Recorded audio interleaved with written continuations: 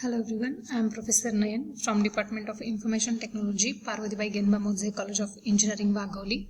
So in this session, we'll start with the Unit 3 of Software Engineering and Project Management. So Unit 3 is your project planning. So firstly, we'll see what are the contents under this particular unit.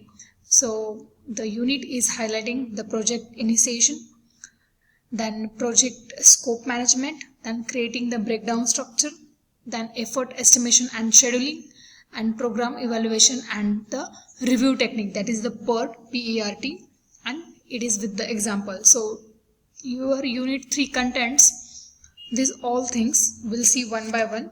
So this particular unit will only focus on the project planning, how to plan resources, how to schedule the resources, what should be maintained, what phases should be done, how the project starts, how the project planning is done, what scheduling algorithms or resources are being used while we are scheduling for the particular project or for the particular software. So we'll go one by one. Let's start basically with introduction to the project planning. So the project planning is the important activity performed by the project manager in order to estimate the different entities. So the first entity is the resources which are required for the particular software project. Second is the cost of the project. Now the cost of the project involves the overall cost. That means your number of resources, your technical resources, your human resources, your project team sitting arrangement, whether it is a block, whether it is a floor, whether it is a building, so location. So everything from maintaining your resources to manipulating the resources, everything is under the project cost. Project cost is the overall project cost, calculating each and every resource with from starting to the ending. Now, and the third one is the schedule for the in time completion of the project. That means your date of product delivery. So the three entities we have seen which the project manager focus for the project planning. The first is the resources which are required for that particular project. Second is the cost of the project, that means the overall cost of that particular project. And third one is the scheduling. Scheduling means the date of the product delivery. Okay, so we have to always ensure the date of the delivery should be perfect. We should give the product on time. So that is the aim of the project planning.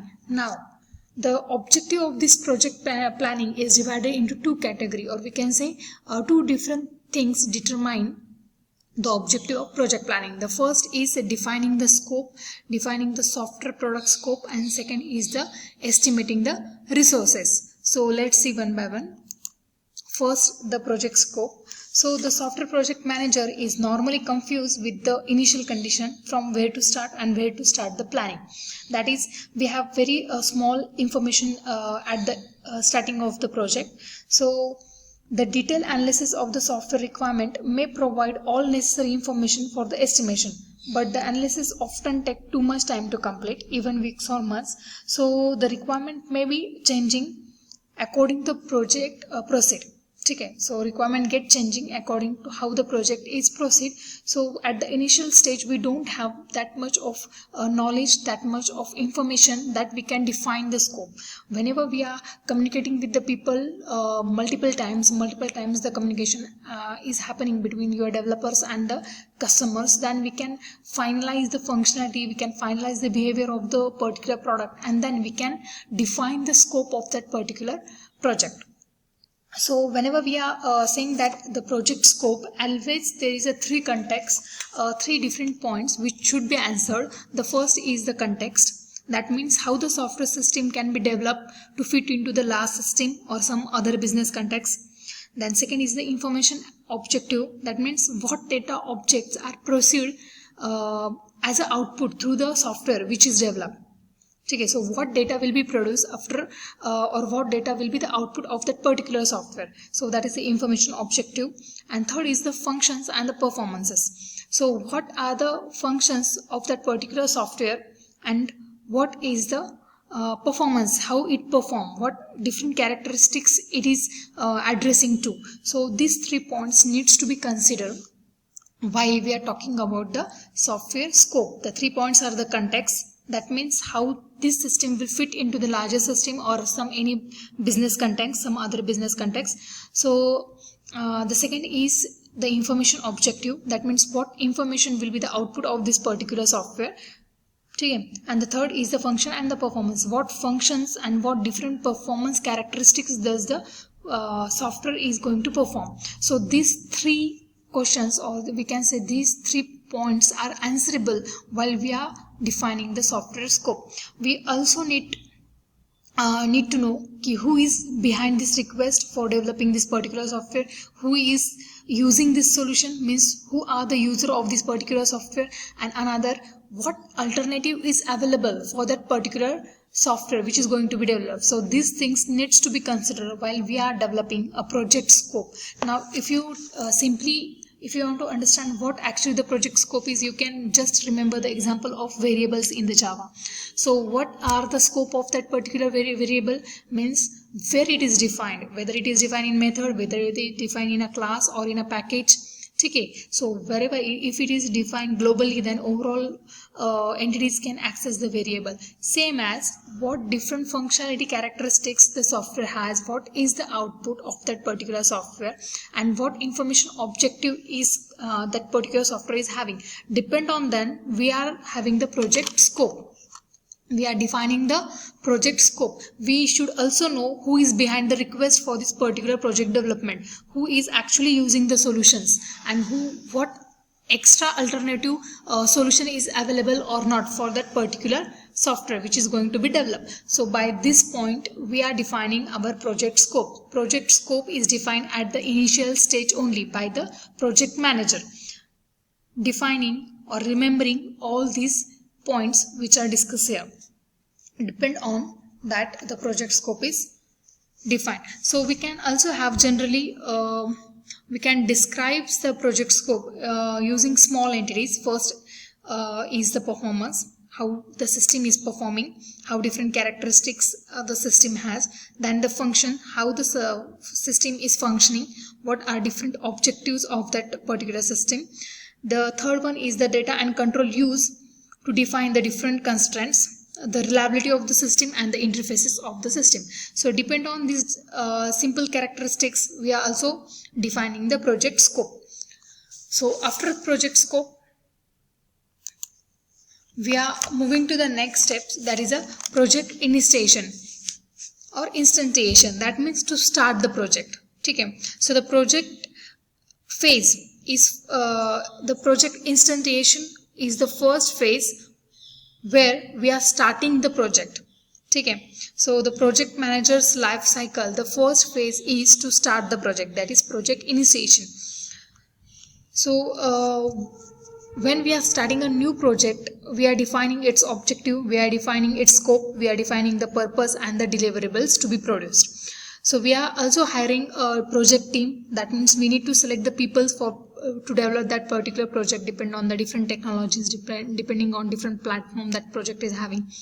Okay. So we need to have the project setup, we need to have the project office, we need to review the project to get approval for starting the project. Then we need to see the different alternatives for that particular statement that a customer has given to the developer to develop a particular software. We need to search for the particular alternatives. If any particular alternative is available, then how we can build more detailed version or more superior version of that particular alternative. So these things needs to be considered while we are initiating the project. Initiating means to start the project. The first thing when the project manager takes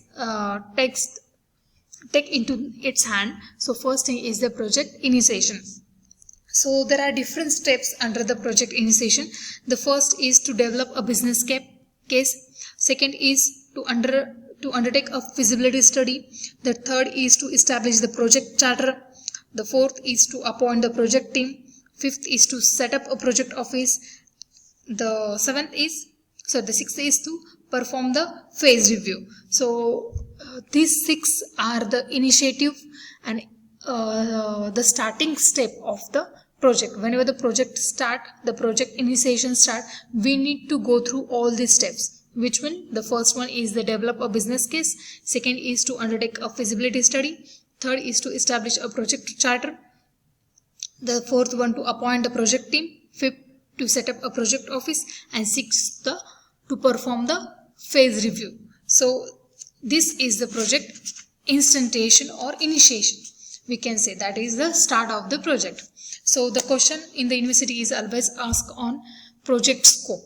So again, for revision for this particular session, again I will tell you, the project scope is always defined at the initial stage by the project manager. So continuously, frequently, the communication between the customers and developers need to be happen the project scope.